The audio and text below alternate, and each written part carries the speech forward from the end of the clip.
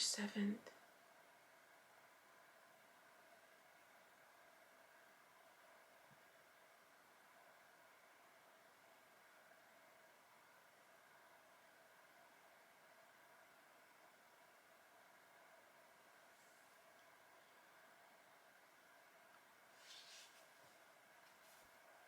A dream.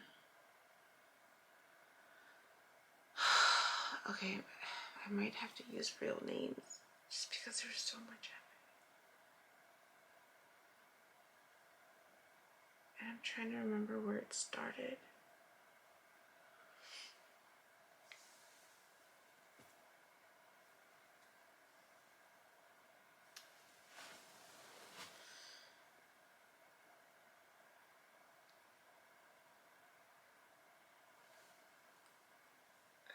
There was a part.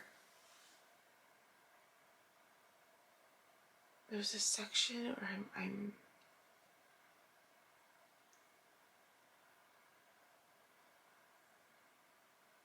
so many parts.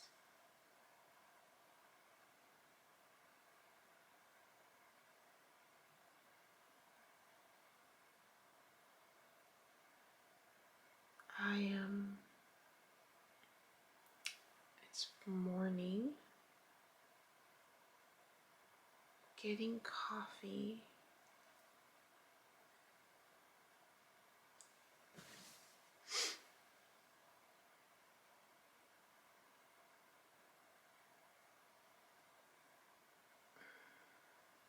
There was this sense of overgiving. There was this feeling of overgiving. That was one thing I noticed in this dream, is that emotionally I couldn't tap into the emotions.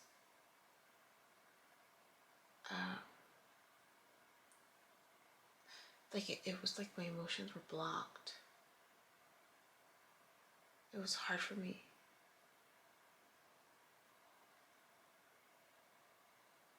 It was like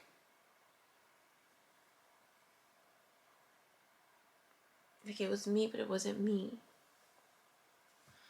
I mean, I was there, and I was the person experiencing stuff. So it wasn't like an out-of-body experience, or the other times where it's like I'm over it, I'm actually in it. But emotionally, I don't know if it's because there's so much going on that I can't.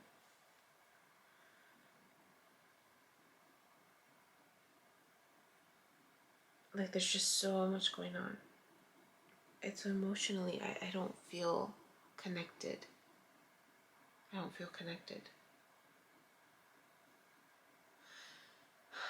But it starts off with me getting coffee.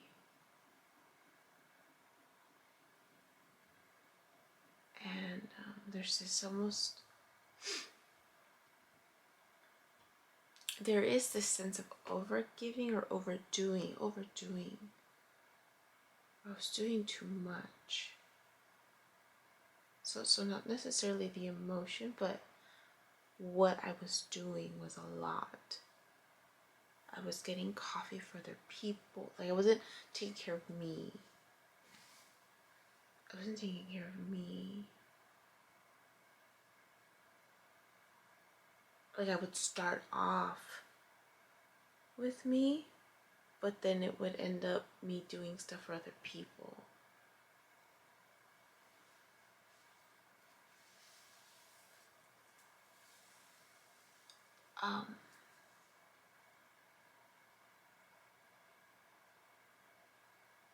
That was weird. I think the weirdest part was just that, like, I just had an idea of the feelings. It was like a whiff of the feelings. It wasn't something I was completely connected to. That was a weird thing. Like, I wasn't completely connected to the emotions in this dream. It was weird. But I had a whiff of the feelings. as the events were unfolding. And some of the first few scenes, it's about coffee. It's about, there's coffee shops and breakfast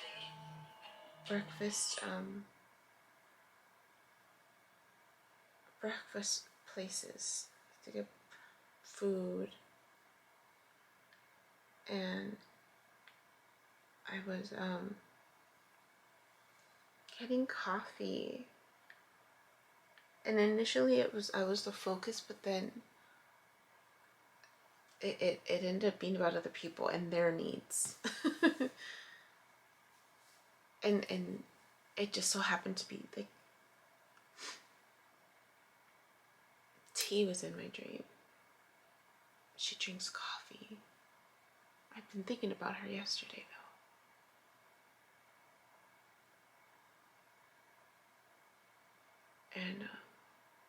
And I was gonna get coffee, but then when I saw her and other people, it just kind of became about everybody else's needs. So it was like I was trying to put myself first, which is weird. And then it became about them. And then there's this other scene where there's this like element of dating almost. And there's an element of dating where I'm dating,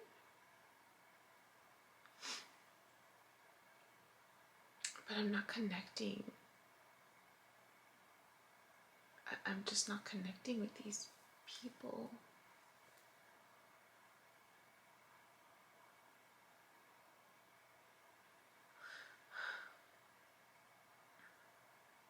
And all these other people are pairing up.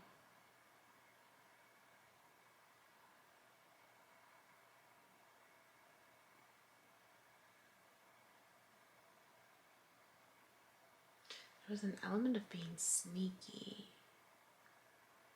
Like taking something that wasn't mine. Or not, no. It was taking advantage. But it wasn't me, it was someone next to me who took advantage of like they were giving out free samples or something, and they were taking advantage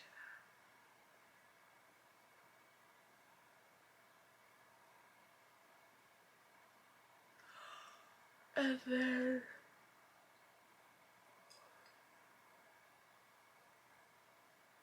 like it was this progression during the day of like breakfast and then food, and there's just like a lot of interaction with all these people. And then there's like another food situation. I'm going into this restaurant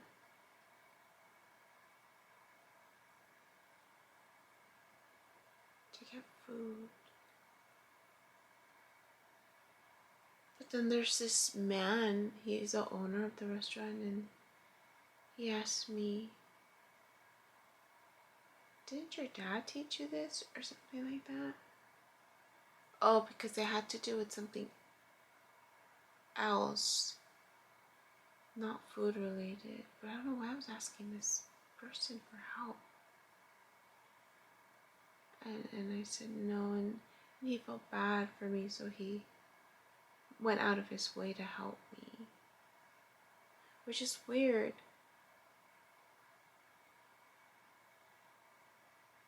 Because it was like something electrical. My dad knows all that stuff. But in the dream, he asked me if my dad taught me that, and I said no, so he was doing it for me, which is weird.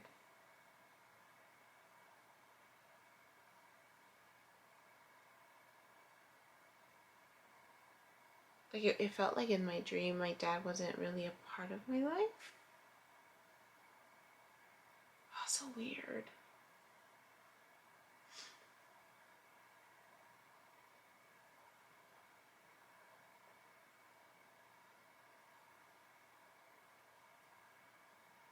The part that stands out the most is the end part. I get bit by a snake. That's the part that stands out the most. There's a snake, and it seems like it's a rattlesnake.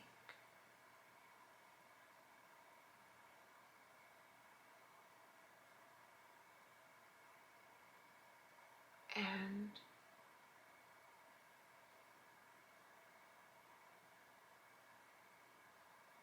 it's in the bedroom. It's on the bed in this house, my childhood house. And I'm walking away from it, but I turn around and I see that it's gone. And I'm like, wow, that was quick. But it bit me. It bit me on my cheek. And I could just feel, I remember feeling a tingling sensation. It didn't hurt. When I remember I looked back and where did it go? And it's like right here. But it's like there's almost this element of it hanging from my face because it bit me, but it's stuck. And I do remember panicking. And I remember thinking, I shouldn't move, right? Because of the venom. I shouldn't move. I kneel down, and I'm trying to call for help. And my sister comes. And I'm laying on the table. And I'm trying to direct her what to do. And I get the fear of dying. Which is so weird because I'm not afraid of dying, but in this dream I'm afraid of dying. I'm afraid of dying.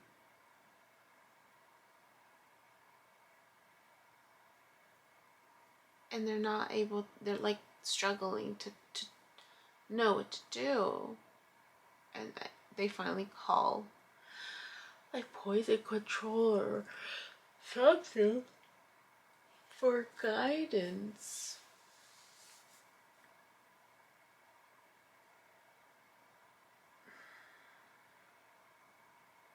There's this other scene where I'm entering this community discussion. And I'm making noise. And I'm trying to be quiet. I'm carrying stuff. Carrying stuff. And I'm making noise. And I'm trying to be quiet. They're talking about the community.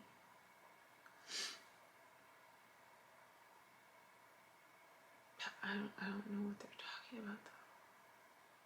But I get the sense that it's a community gathering. It's just the weirdest dream. Like I couldn't find a connection or pattern aside from that emotional disconnectedness. Like I wasn't connected emotionally for the most part. And if I did, it was more fear and maybe anger or frustration.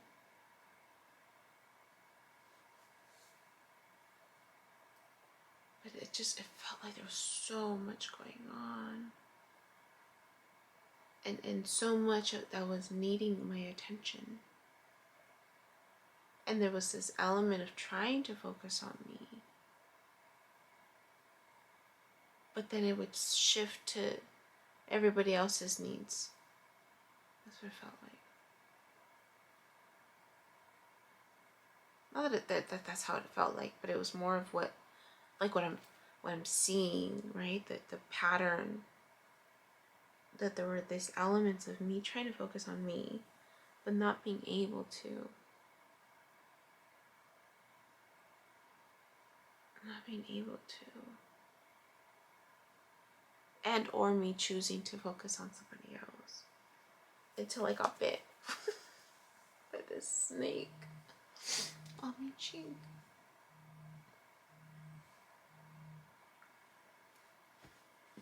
Trying to see what else stands out. That's all that. That's all that stands out right now. I mean, there were people from work. I mean, there were just people I wasn't even thinking about, but also people I was thinking. It's just, I don't know. But that was just interesting that there's just so much going on. There was this element of me trying to focus on me, but then everybody else's needs got in the way. Me trying to get involved, me trying, but that bite on my cheek by the snake wasn't that stood out the most, and the fear of dying. The fear of dying. There's an element where it doesn't feel like it was me, but I don't know anymore. That's weird.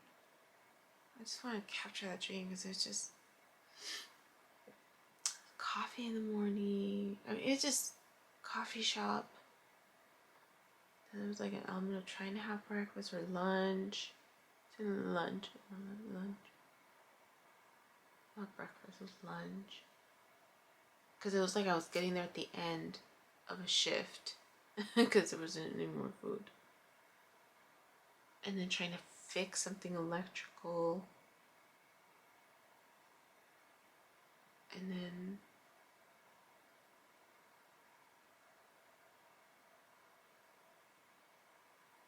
it's just so weird. We'll see. We'll see. Alright. 6. I need to get up and do some work because I'm gonna go to the art gallery today. Yesterday I got emotional. I didn't do any work. I didn't do any work at falling asleep. Hi, my name is Yubi, and in case you haven't figured it out, this footage is capturing my experience as I learn to navigate my personal spiritual awakening. I am learning that this experience is unique to each one of us. In whatever way we believe we are embracing living our truth, this just happens to be my journey. And despite me having a graduate degree and a license in clinical social work, this by no means is intended to replace any type of mental health advice.